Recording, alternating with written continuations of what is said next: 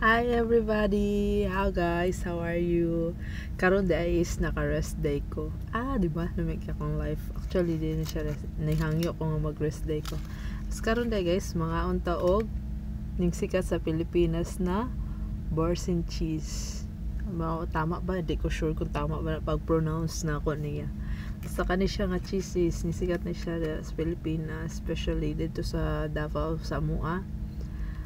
Ni siya gamay half na lang kay ambot nagka-error ang akong video, so dugay ko naka-video na hinahinayan na akong kaon mo na lang na siya nabilin katunga na lang siya ni siya ang sulod kani siya pinangayan ako ni siya sa akong friend sa pantry kay isa gihatagan ko niya og isa ka buok kay mahal magud ni siya, so isa ra jud manay akong kanon.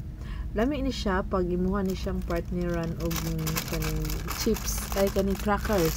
Maura man ning crackers gid akong available dere.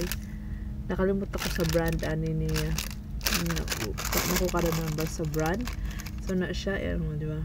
Imuha lang na siyang tapos kauno ni mo siya kung ganahan kag cheese. Ako ganahan mo kog cheese, so lipay kay kuan ni lami kay ni siya guys. Di man kay siya maklaro yang color, pero na yang color. Na siya mura green nga o kabal unsa na siya